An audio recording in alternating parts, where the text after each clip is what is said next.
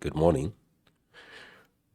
So, this morning we want to, as quickly as possible, explain the Sales Monitor, which is one of the comprehensive tools that we are designed by Educare.business to track, analyze, and optimize your sales performance and provide you with valuable insights to drive your business growth and profitability.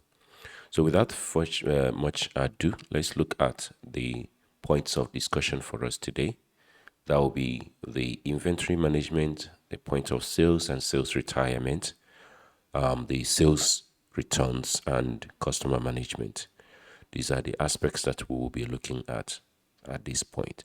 And talking about inventory, the inventory management, of course, is an encompassing feature that oversees the flow of goods in and out of your business, right? So you can easily monitor your stock levels and also watch out for your sales. So that is what the inventory management entails.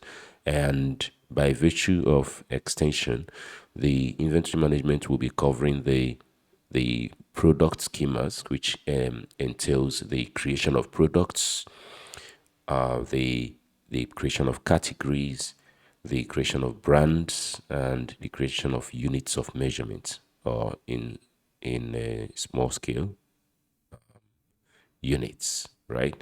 And it's also going to cover stock. And of course, when we talk about stock, we talk about how to create a purchase order, how to even upload a purchase order, how to convert a purchase order to a purchase invoice, and how to convert a purchase invoice to a warehouse stock, right? It's also going to cover the stock up requests and the escrows. All right. And when we talk about the stock up request, we are referring to the the uh, the request to stock up the shelf from the warehouse, and how to process this request, and how to shelf this stock, right, such that the stock in the shelf will increase and be ready for sales. So those are the things that we'll be looking at. And then, of course, when we talk about escrows, we're talking about items that have been sold but not yet delivered. Usually they come from sales orders. That is the self-service, or what we call the e-shop. Okay, so without much further ado, let's start immediately. Like I already said, the we're starting with the inventory management, right? And so let's look at what the inventory management entails, which is creation of products. Let's start with that. So in creation of products, this is the inventory, and this is where you have products. As we can see, I have about 33 items, and if I want to add a new item to this list, I just click on new product, give it a name. Let's say what I want to sell this time around is iPhone 14, and maybe the barcode. I can easily enter the barcode right there. And if I even feel like printing out the barcode, I just click on this, and automatically the system will give me a series of barcode that match that particular one that I just produced. And I can just send it to the printer and then produce stickers that can also be scanned for the sake of producing the barcode scanner schemas. And at the same time, if I'm so interested in sending this item straight up to the store, there are a few things I can do instead of just going here directly. But for now, let's look at being able to enter it as one item. So this is iPhone 14, and the barcode is 78987612345 and all that. And then if I want to add it to a category, here I can find all the list of categories I've already created, or I can just click on the plus button there and then add phones and gadgets, and that becomes a new category, and that is simple. And the brand, maybe the brand is not here. I can see Samsung but not iPhone, so I just click on brand again, just enter Apple. Okay, and that is it. I'm done with that. Now, what's the unit? Do you sell in packs or set or packet? You choose. Now, what's the retail unit? Do you sell in sets or pack? You choose. And what's the retail ratio? How many cartons, for instance? How many packs? How many sets are in one pack? That's the unit ratio. And if it is 1 to 1, then it's fine. If it's the same, maybe if it's about 6, so you get 6 sets in one pack. That's how you get it. That's okay. And then, do you have a particular warehouse you keep it in? Maybe you get a lot of it, and then you keep some of them in the warehouse. If not, just select the default warehouse and move on. So that is basically all about it. And if you save this alone, the system will simply save it for you. But if you save and continue, then it goes over to the next one where you can give us further descriptions. So this is where you can put the iPhone iPhone 14 description goes here. Now, somebody might say, why do I need this in a point of sale? You don't need this in point of sale. Basically, you need it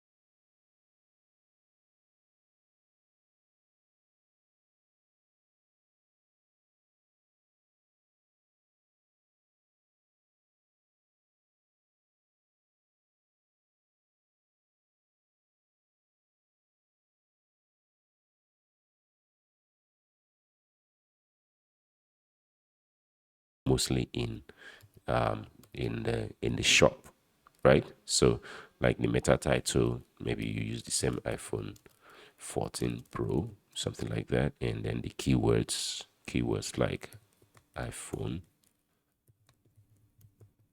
right? Phones, best phone deals, and so on and so forth. These are things that you, when you enter it, the system will use that to create search engine optimization schematics for this item. That's all. So again, you put the description and you continue.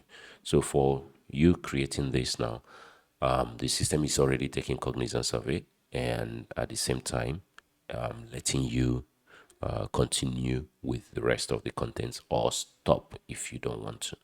As a matter of fact, even if I stop right here, it's okay. But then, most of the time, you would want to add a picture to what you're doing, right? Let's say it's an iPhone box or something, just add it there.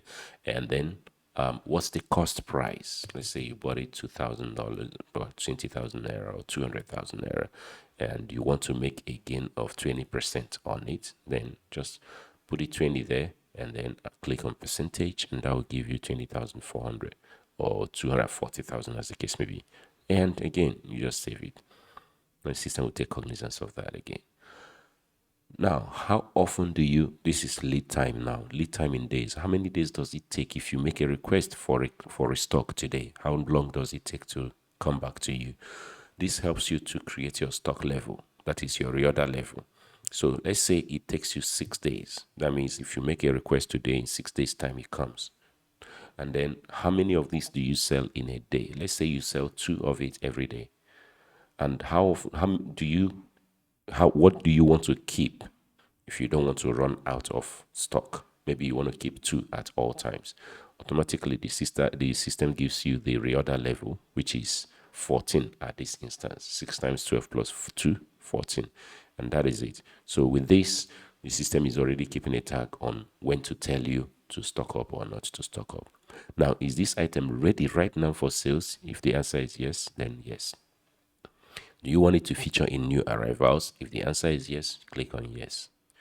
Do you want it to feature in featured products? If the answer is yes, and so on and so forth. So once you set up these things, and then you save again and you continue.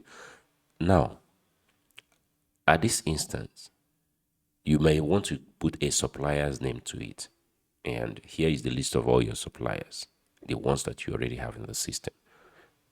In a moment, we will deal with how to bring in suppliers. But right now, let's just select Optic Constant as the supplier for this product. And that is it. We save this and we're done here, right? So this item is now part of the store, as we can see right there. Okay, and now what of other times that you would want to, maybe you have a stock level that you are interested in, like you got a purchase invoice, right? A purchase order. How do you bring in a purchase order? That's another part of this deal, but we'll look at that in a moment. So as usual, this is what we are looking at. We have looked at products. Now let's look at how to create categories. Now you can see that when I was creating this product, I added category immediately. But what if I have a list of categories and I want to just bring them into the system? You use the categories menu, and here you can create, edit, remove as you want. The CRUD operations are here, and as long as you have access to this, you should be able to edit this. Only edit if the category is already engaged, but edit and delete if there is no item that is currently engaged in the category. Okay, so if there is no alcohol, that means the alcohol is not yet engaged, then you can easily delete it. But as long as somebody is using it, then you're out of question. I mean, you can edit it anyhow. I mean, you can delete it. Now, to add a new one, you just click the add button at the top right, and then create the item that you are interested in creating. For instance, I want to create iPhone 7 Pro, and I know it should belong to iPhones. So maybe I just create iPhones first. Okay, and then I have iPhone 7 already right here. iPhone 7. Okay, I have phones and gadgets, and now I have iPhones. So iPhones should belong to phones and gadgets, and that is it. That is editing. So when you do that, the system automatically takes cognizance of the categories and their subcategories. So as you can see now, iPhone is now a subcategory of phones and gadgets. Phones and gadgets is a main category, and we find this in retrospect. We find this in action when we look at the sales point. Okay, so that is about categories. The other part is the brands. Again, when we were creating the item, the invoice, the stock, when we were creating the stock item, we created a brand called iPhone, or I think we created a brand called Apple. Yes, Apple brand. And if you want, even during creating or editing, you can actually add an image to it, and all it will take is to get an image of Apple logo, for instance, and find one of it, maybe one colored one or something. Apple usually, yeah. So get Apple logo like that, and make it part of what you are uploading, as in make it part of your description per se. So let's save this as an image in our system. WP, I don't like WP. Let's look for normal image.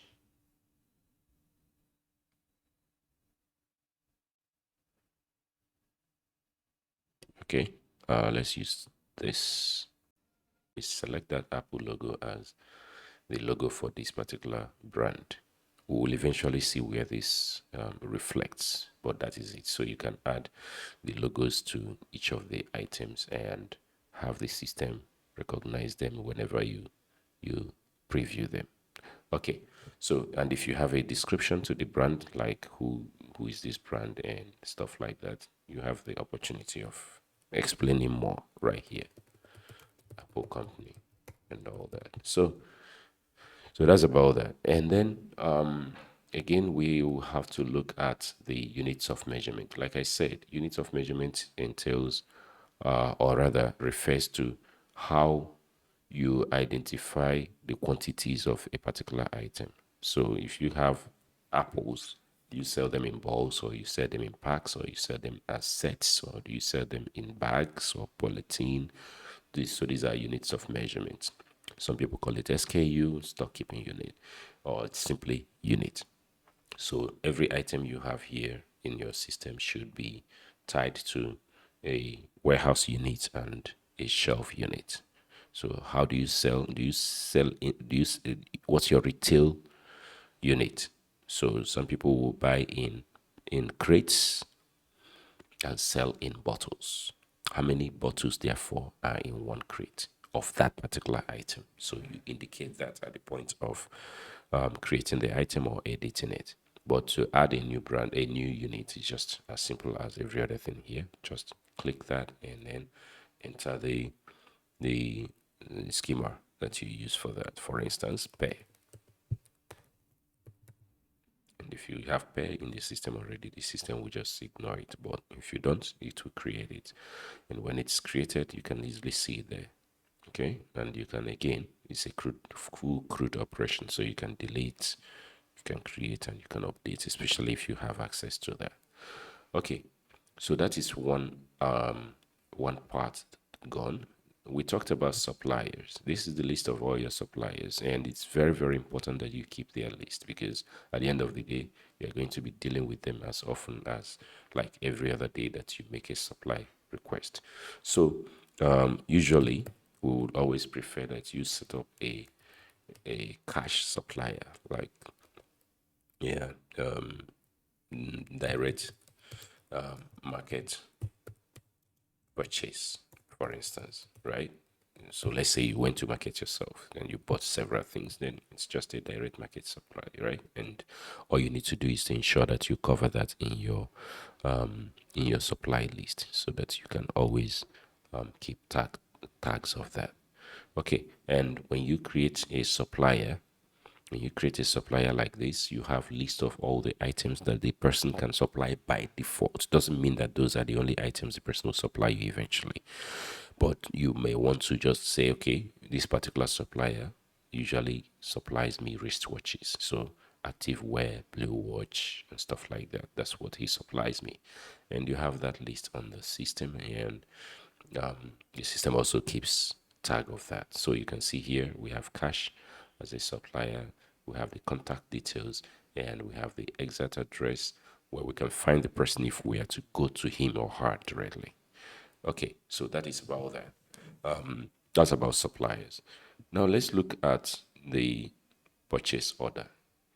Having seen the products, let's look at the purchase order, that is the stock. Now, as explained previously, a purchase order entails being able to raise a voucher, a purchase voucher, and have it recorded as an invoice, and then transfer the contents from the invoice to the warehouse. That is everything about it, basically, more or less. And here on our list, we can easily see list of items that have been created as purchase orders or vouchers, right? And to create a new one, you can easily just click on new purchase order, fill up items, like add their item names and barcodes and expiry dates and retail units and everything. And you can even add as many items as you want. Just create as many items as you want, and for each of them there can be new products, as a matter of fact. So, and if they are not new products, then you can easily select them from list of products that you already have. For instance, I can look for peak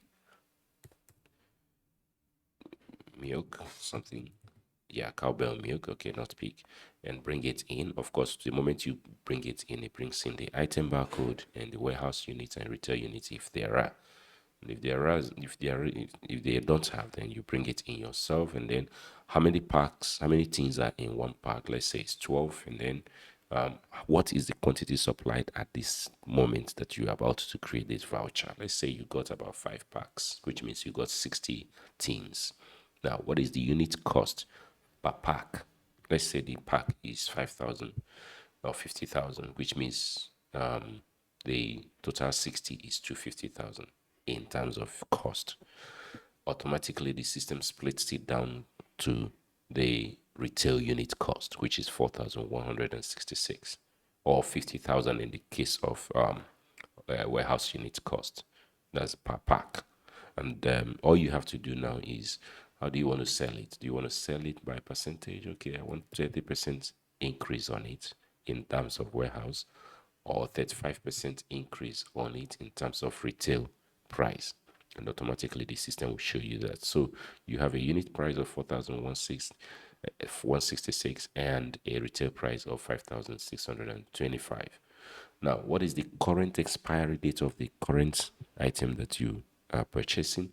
So here you enter it in year, month, and date. So 2024-12-09, which means 9th December 2024. That's the expiry.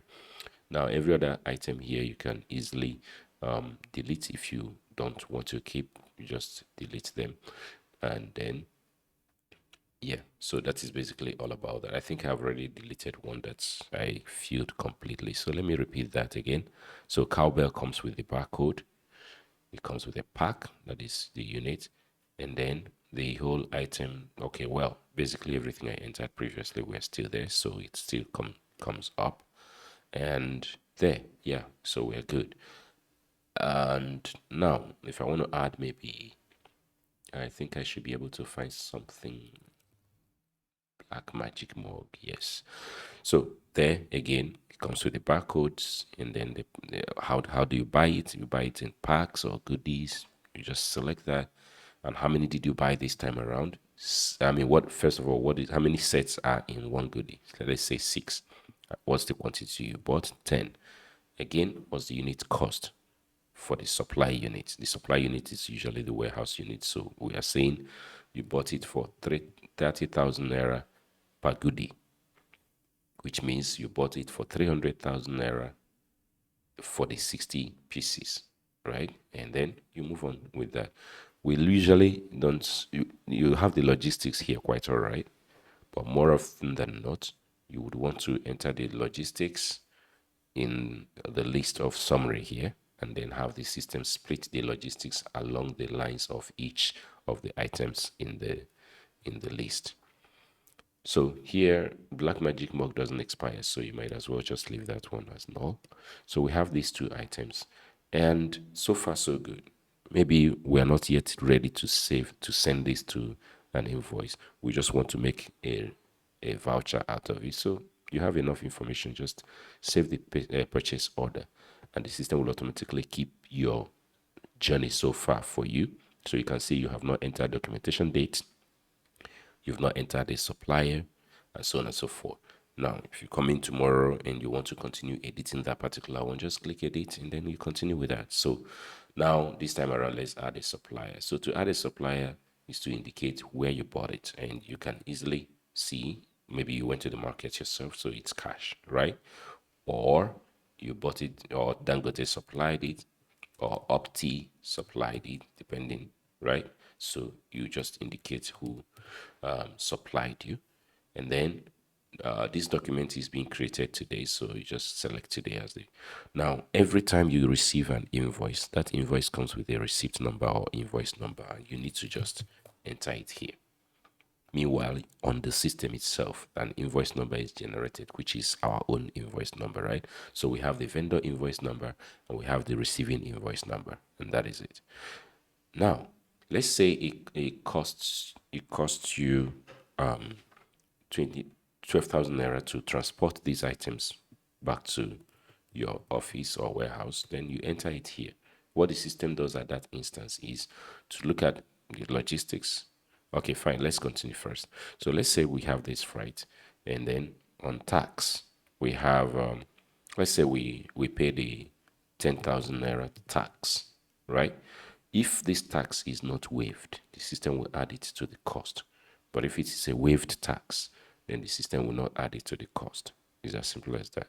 So here you can either see, if you're looking at this, when it is waived, it's 562 total cost. But if it is not waived, it goes to 572, which is an additional 10,000 naira, and that is it.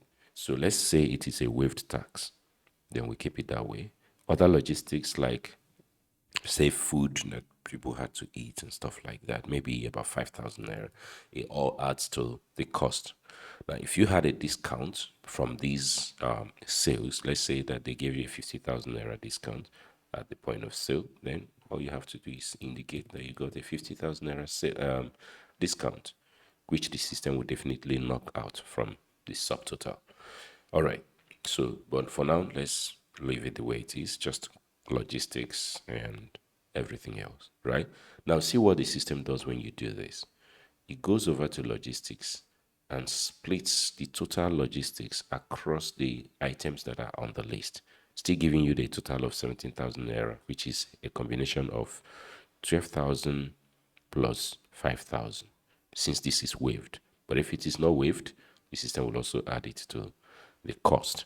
So at the end of the day, total cost plus logistics is what will give you your final warehouse cost and the retail cost, which becomes the cost price for each of the items anyways, especially when you exert a weighted average on it.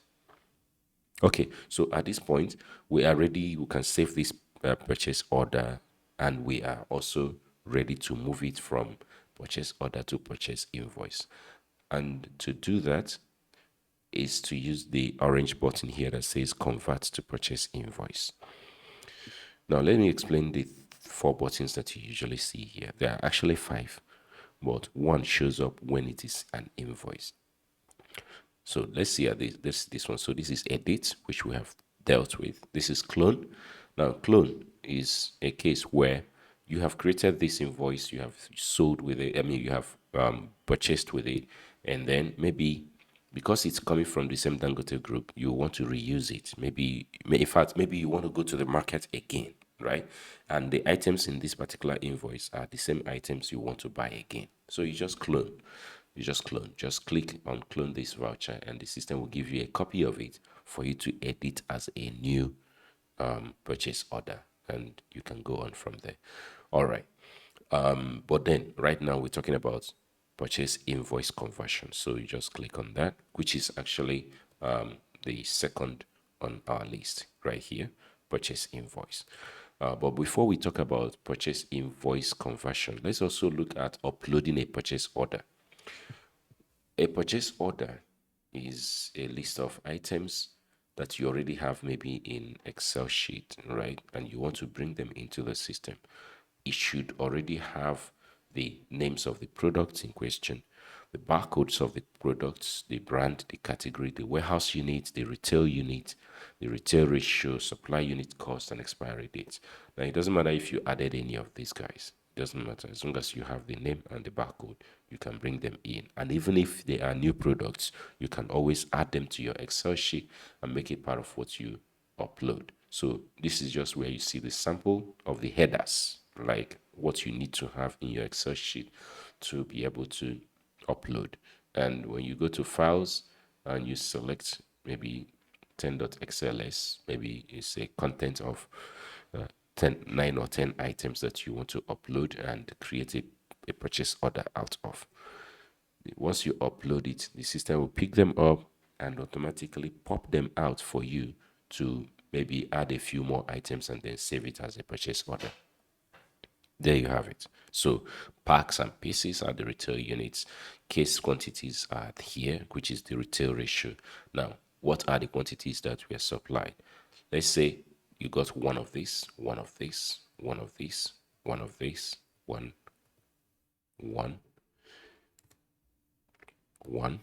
and one. Meaning for this item Camaro now, you got one pack which contained 15 pieces, one pack which contains 25 pieces, and so on and so forth. So here the system will show you the total pieces because of, as a result of the purchase ratio.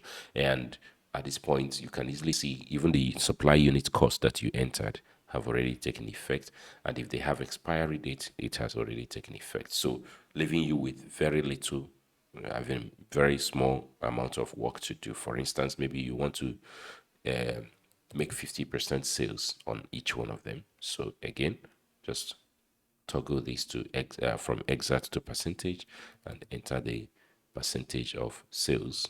That is the wholesale. In fact, you can even ignore wholesale if you don't do wholesales and go straight to retail and then give it maybe 55, 55, 55, 55. That's the amount you want to make from them. 34%, 34%, 45%, 50%, and stuff like that. And make sure that you switch to them to percentage so that they can reflect the desired amount on the right hand side of the retail price. Okay, so for the sake of consistency, let's fill this up too, even if we don't sell in wholesales, right? Okay, so all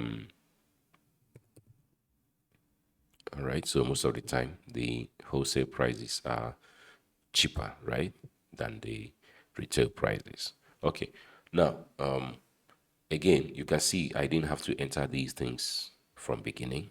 I just uploaded it from an Excel sheet, and if I have logistics cost, I can enter it now. And if I have a tax, I can enter it now. If I have other logistics, I can enter them now. And the system will take cognizance of it here as well as right here in logistics schematics. And then I can go ahead and bring in an invoice number. That is our own invoice number. Give it a date and include the supplier and then the vendor invoice number that came with this Excel sheet. And with that, we simply go to save. And again, at this point, we create another point of sale, which is right here. Okay, so 8 cases in total. So previously we had one that contained only about, I think, 2 items. And now we have added another one that contains about 9 items, or 8 items anyways. Okay, so now let's convert one of them to an invoice, and it's a very simple tag test. All you need to do is click the orange button that says convert to purchase invoice and then confirm that. Automatically this moves over to purchase invoices. So in purchase invoices, you will see again 4 buttons, but one of them is no longer orange, it's green, which is post to warehouse. The idea of posting to warehouse is whoever is in charge of this is accepting that this invoice has been accepted. Like, okay, this cost, we have borne the total cost, right, plus the logistics. So we have accepted a product of 8 cases, right, that has a total net of 164,114 cost price, right? And we're going to pay for it. So accept it, bring in the products. So when you say bring in the products, what you're doing is you are automatically accepting these 8 products, which are pepper, crunchy, eclairs, and so on and so forth. You're accepting them as a product in your warehouse. Of course, if you check your warehouse at this point for any of the items in that list, you will see that all of them are empty, 0 set, 0 pieces, 0 this, 0 that. Everything here is 0, right? And so if we complete the task of bringing in the purchase invoice, some of the items will definitely increase in their numbers. So let's see that, right? I would want to use I would want to use one of the old sets here in the purchase orders. Yes. Okay. So I think this is one of the oldest. Okay, so let me convert this one. I think it contains some items of interest like gel. Yes, washing gel. Okay, so with that, I'll convert this item now from purchase order to purchase invoice. So it comes over to purchase invoices. Then I'll move it to the warehouse. So it comes into the warehouse. That's it. The job is done. Nothing else for you to do. Because this moment, if we go to the warehouse and check for the washing gel, we will see that it currently has 120 bottles and the price is 3,031. Meanwhile, every other item here does not have a price, right? Because they have not been accepted into the warehouse. Because at the point of acceptance into the warehouse, the system uses what we call weighted average cost, right? It checks the previous cost, maps it to the current cost, and finds a function of the new cost based on these parameters, and then embeds it as the new cost price. So every time you make an upload of a new um, purchase, the system will do the same weighted average measures. There are others that could have been done, like LIFO and FIFO, but weighted average seemed right for this system, and that is what we have implemented. Okay, moving on. The next part is for everything that we have done so far, if we are to view our stock, our shelf right now, there will be nothing in it. So, how do we actually stock up? Which is actually one of the constraints of our discourse, which is stock up request. So, right now we are done with the we're done with stock, which covers purchase order creation, purchase order uploads, purchase invoice, and then purchase invoice to warehouse. So now we are going to stock up request. In stock up request, we're looking at how to stock up the shelf, and looking at this from where we are here in the store inventory, you can see that every item here are in zeros, right? And that means zero quantity. If we check for that gel in question, you can also see that though a selling price has been given to it, there is no stock to sell. So to stock up, all you need to do is click on stock up and then choose to request from warehouse. Let's say we want to request 10 from warehouse. Warehouse already has 120 pieces. So all we need to do is add 10 here, click on stock up from warehouse, and the system will automatically send a request to the warehouse. So whoever is in charge of managing the warehouse will receive this notification here, stock up requests.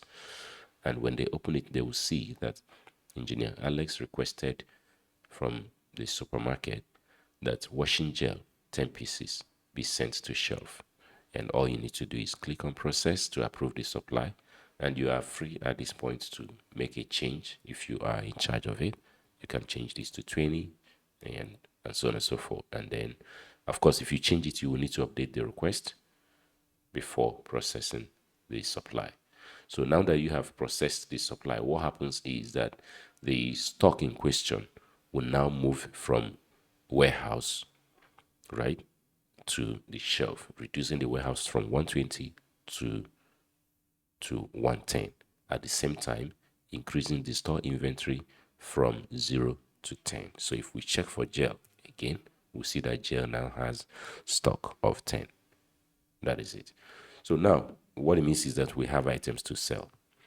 And going back to our sales monitor again, we can easily see from even our own inventories that gel, again from here, you can easily see that washing gel has 10 in stock and none has been sold. The cost price is there and the selling price is there. Nothing has been escrowed. So we are ready to sell. This item is active and we can sell it. Okay, so again, let's look at what escrows. I mentioned escrows earlier, and I said an escrow is an item that has been sold but not delivered, right?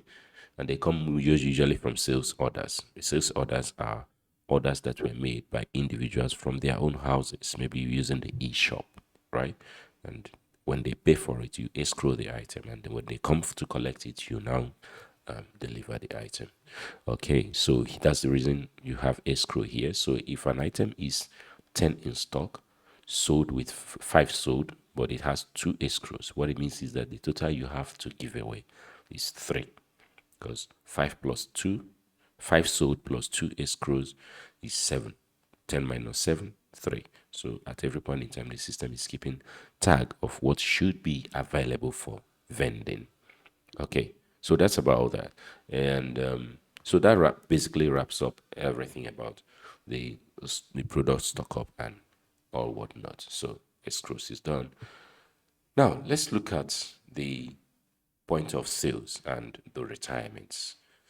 right? And remember, I said a moment ago that point of sales is the physical or digital location where transactions between a customer and a business are completed, right? Like on top of a shelf or over the counter and stuff like that. And in our system, this is represented by terminals. So, first and foremost, any system that you want to use as a point of sales must have been recorded by the manager as a POS terminal. And they know already how to do this, which is just come in the system, log on in the system, right? And then go over to POS terminals tab and click on new terminal. If the system in question you are currently logged on has already been added, just in like mine, you will see the system has already been registered. That means that this system is POS1. And if I want to make a change, maybe change the name, I am free. Just change it from POS to Terminal 1, something like that, and submit it back. And the system will still recognize that still, it is still one system, right? Currently, it is vacant. That means that nobody is currently serving from this system, right? And even if I want to delete it, if I delete it, that means that the system is no longer a sales terminal. Okay, so you have seen edit, you can also see delete. And when I delete this, that means that this is no longer a sales point. And now I can recreate it by just clicking on that and then entering terminal 1 like I entered previously. So the system again will map this the computer signature to the back end and have this again recognized as a sales point. This is the first point towards point of sales. Okay. So the point of sales when inactive, if you try opening it, it will tell you this system, your location is currently deactivated. So if you have it active by just clicking on that to toggle it as an admin, well, the sales representatives will be able to get to this point. But then the session is also important. The fact that this is a sales terminal that is active does not mean that the sales point is active. So the admin can activate it and keep it from, can activate the terminal but not start the session on it.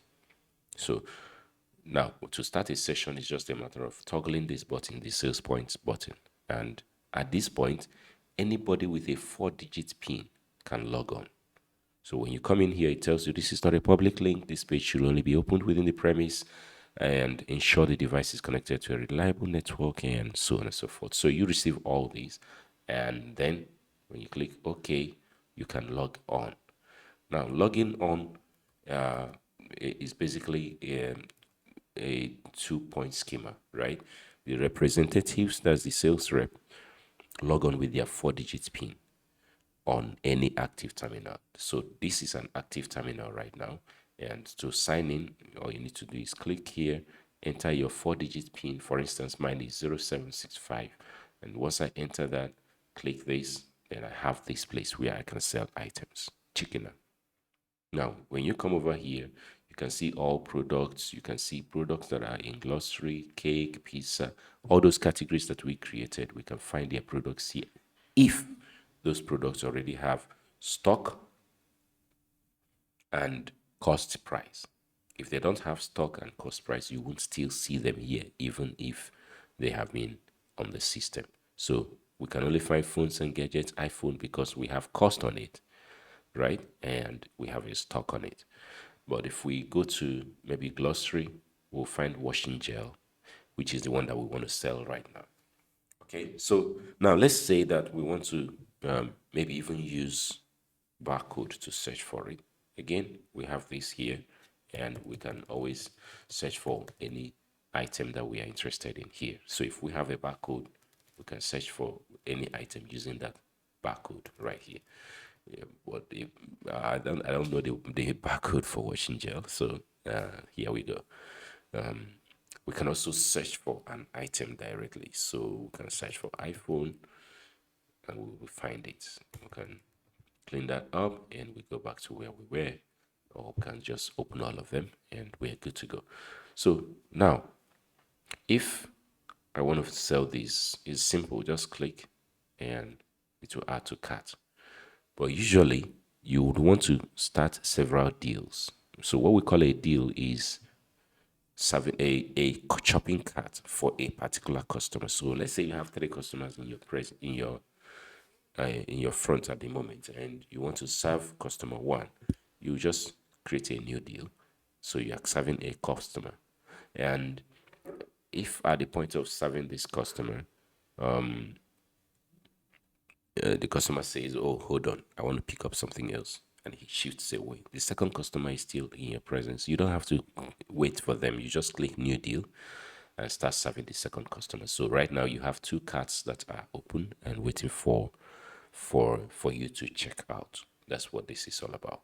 And you can always refresh all the timing all the cards by just clicking refresh and then click yes, reset it, and all the open cards will just vamos. In a nutshell, let me again present the interface as quickly as possible. So this is the sales point, right? On the left hand side we have the categories of items, which you can even filter down by searching for items within. And on the right, on this middle, we have the products with their pictures, and you can also search these products by using the search button at the top, or by using their barcode. So you can scan a barcode and the system will again bring it up for you. And on the right hand side we have the shopping cart. So any item we add to the cart will definitely show up here. At the top we have the menus.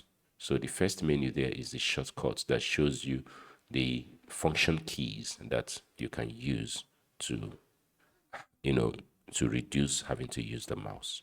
So if you want to create a new deal, F2. So what it means is that if I press F2 right now, a working customer new deal will start. And if I press delete, then I will be wiping the current cart, active cart. As simple as that. If I press F9, then I'll be opening the customer's search schema, where I can easily search for a customer and check in the customer as the person I want to serve at the moment. And you can search for a customer using the phone number or the name or the customer unit identification code, and so on and so forth. So if I search for 08068122576, it gets me the customer whose phone number that is, right? And that is it. Or like I already did previously, search for the customer by the name, and the system will again get you the customer. So the idea is that if you are serving your internal customers, you have to find the person and have the person's name on the checkout button, right? Even at the point of creating a new deal. So if you start a new deal and you check in on JMN, that means that this particular cart belongs to JMN. If you start another deal and you search for another customer whose name is maybe James, and that means that this particular cart belongs to James, or any item inside it, you are checking it out on James's name, while this one is for JMN, and so on and so forth. Okay, so based on that, now let's create some items. Let's add some items quickly in the shopping cart. By just click, you have the item, and if you click again, the item increases. If you can also use these buttons to increase it. Notice that the item is increasing in number, and the total is also showing up right underneath the item. And if you add another item, now let's explain the not enough quantity. An item that you have given a product item, you have given a sales, you have given selling price and all show up, but if they are not in stock for sales, then even when you are looking at it, the system will tell you not enough quantity. Even when you have an item that has quantity which you have added in the system, when you try to add more than the quantity available, the system will again shut it down and tell you not enough quantity, return it to the current quantity available in the shelf. So always expect that. So for now, we're going to sell just one to JMN and one to James Nyongesa. All right. So to do that, to check out, you have two options: a fast cash checkout and a proper checkout. A fast cash checkout refers to where a customer comes to you with the exact amount to buy the item. If I'm giving you exactly 4,850 naira, no change required, then you can simply click fast cash and make this sale. Simple. And if you want to print it, just click on print and the system will give you a print version of the item that was supplied, which contains even the person who served you, the transaction reference, the receipt number, the date of transaction, and even every other thing that you need. Like if there is a discount, you will see there and all that. So that is the printer section. Now, the moment you process a cart, that cart is closed. This is the other cart that is left, which is the one for James. And so, again, for James this time around, I'm going to use a checkout schema. So the checkout schema shows you the list of items that you bought and your current balance. Now, how do you want to pay? Maybe the person is making a transfer, so you have to go to transfers and select the bank the person is transferring to, and then how do you want to pay? So the person is paying all the 4,850 in transfer. So you just click pay. That means you are paying everything. If the person is saying, okay, you know what, I'm going to make a 2,000 naira transfer, then you select 2,000 transfer and split. Then maybe the person is giving you the rest in cash. So the cash of 2,850 naira is coming direct. So again, you click on the balance, and of course that becomes the new split. So you can see here now that every split has its own reference, right? So bank is collecting its own reference and cash is collecting its own reference, and the amount that each of them is receiving is also there. Now, other times maybe you want to pay from wallet. If the person has a balance in wallet, you can always see it. And then you can also collect credit. Maybe the person you want to post it to receivables, right? Like you want to collect a credit. So this is what it is all about. And now let's deal with this with cash. Okay. So we have two splits. Bank switch app bank GTB 2000, and cash at hand 2,850, giving you a total of 4,850 naira. And so we complete this payment. Again, the system will give you a printout and also close the checkout. Here it will tell you how you paid. You paid with bank and cash, right? And that is it. So these sales are completed. Now, how do you see your sales as a sales rep? You see your sales using invoices. So if you go to invoices, the system shows you who you have sold to and how much they paid.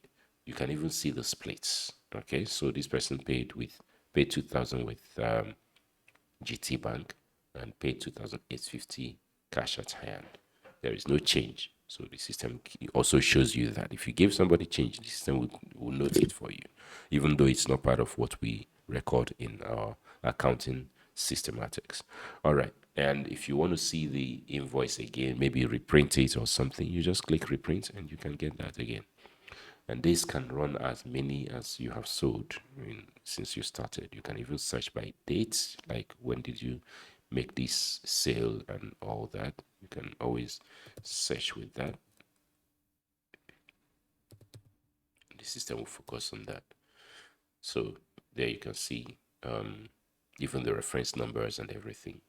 The system will show you. Okay, so that's about that part. Now, there is also, we mentioned retirement as part of what we'll be dealing with, right? So the POS has made sales, right? I mean, the sales rep has made sales. How do you retire it? Let's say it is 6 p.m. and you want to hand over. How do you retire it? To help, what the system does is under retirement, you can see all your sales, the active retirement that you have not submitted. You can see it here. So far you have made a sale of 9,700. And if you continue making sales, the system will still be recording it in that active retirement. For instance, if I want to sell another item now to, let's say, JMN, the same JMN previously. Okay, I want to sell this and I want it to come from his wallet, and it is one-time payment. Okay, there's no money in his wallet, so let's call it cash. So the first thing you will notice here now is that the cash holdings will increase in your retirement. Okay, you see your retirement now. So the cash holdings increases to 12,515 naira, while the switch bank GTB remains 2,000. But then you have to submit a total of 14,515 naira evidence, right? So that means that when you're coming back when you submit this by clicking submit, you are closing this retirement. You are saying, I'm done for the day. So when you closed it, then the system will start waiting for approval. The approval is meant to come from the sales manager. So we'll look at that in a moment. But that is closed. And so if you start selling again, then it is a new deal, right? This will go in as another retirement schematics. Okay, so if we make a fast cash sale now and check the retirement schema, we'll see that a new retirement is active for us, which is something again that we'll have to submit. Okay, now let's look at how the admin fosters this retirement or looks at it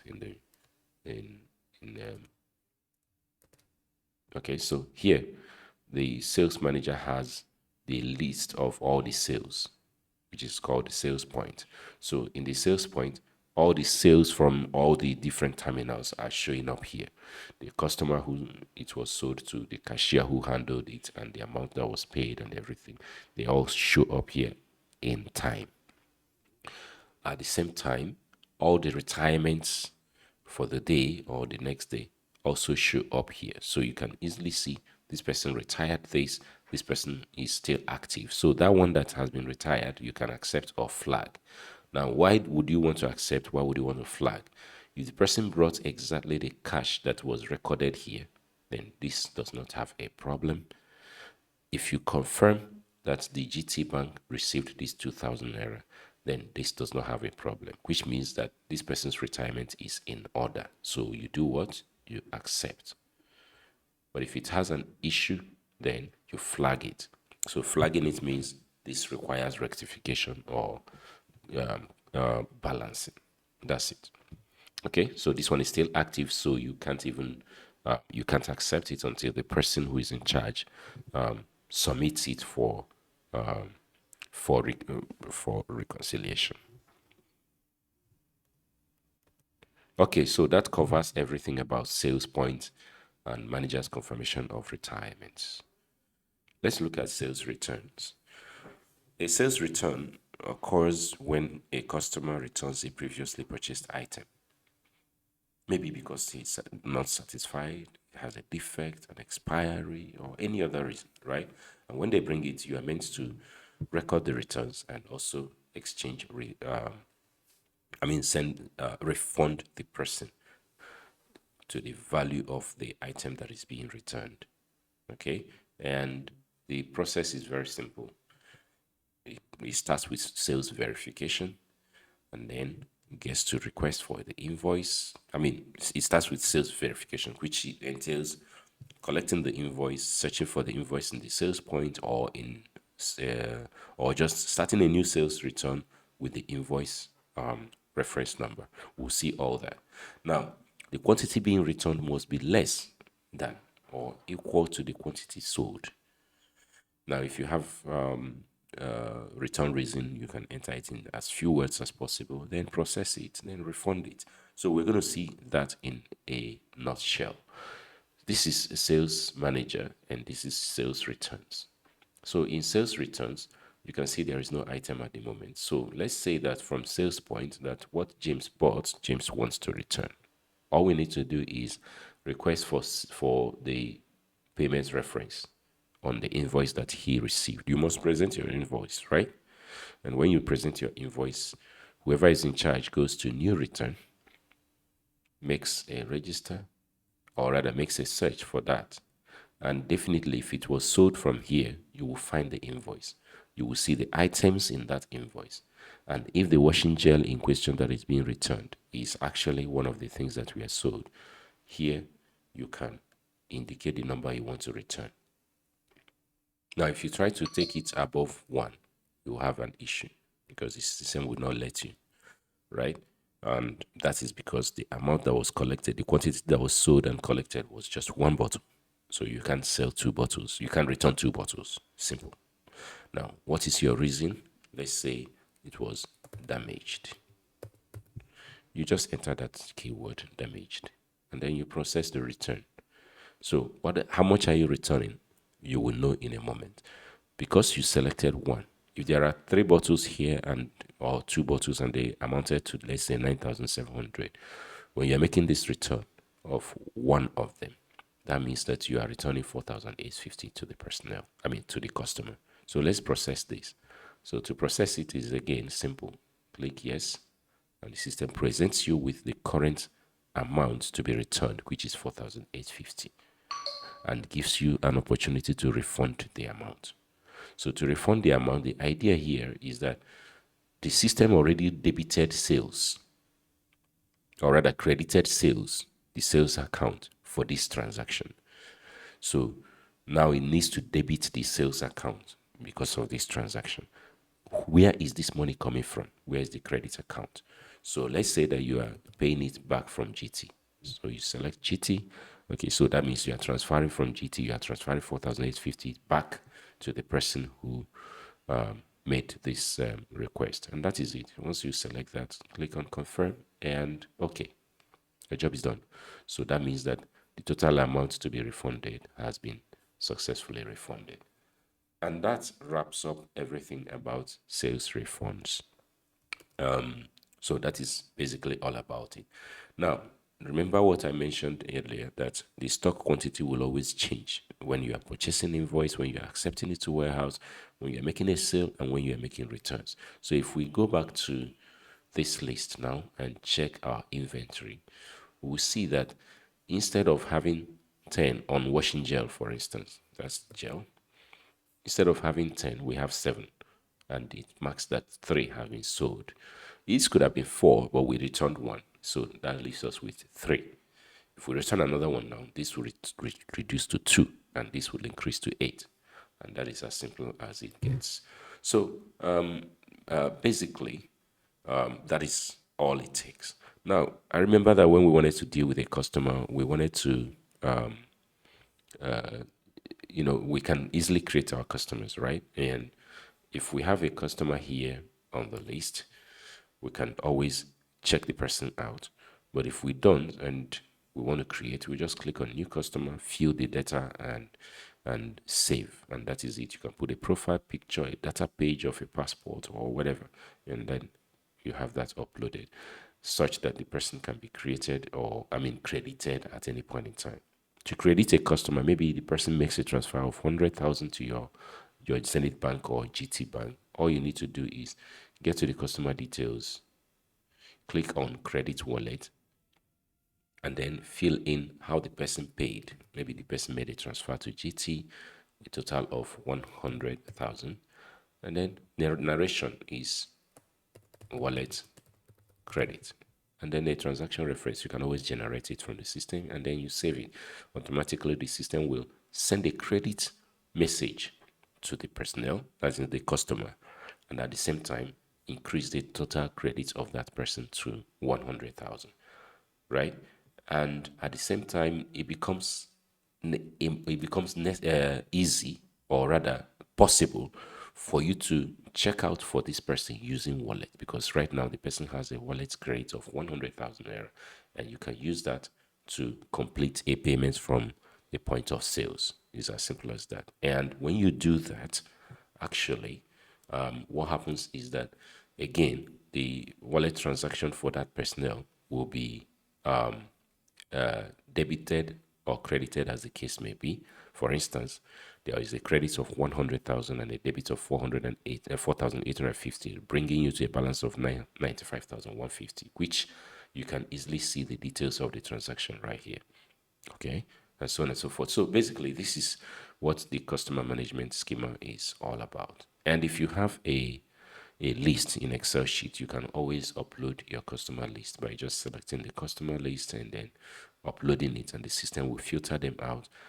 Whether it is Excel sheet or CSV, the system will filter them out and bring in the headers. Again, these are the headers that are necessary or required: the card UID or RFID, the customer number, the first name, middle name, last name, email, phone number, and image if you have it in base 64, customer, and name. Just these items. If you have them in an Excel sheet, the system will bring them in automatically and you can easily see them in your customer list.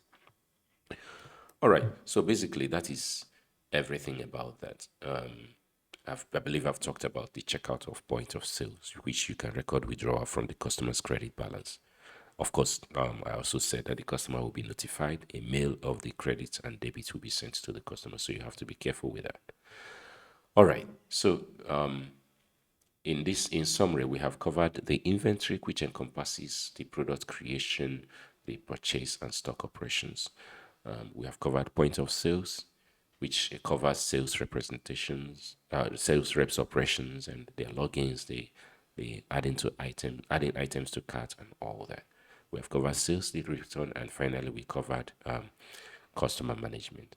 So I believe that for now, that this is a complete schema, and as we develop and as we progress, more versions of this documentation will be made available. So thank you very much. Enjoy the rest of your day. Hey guys, how's it going?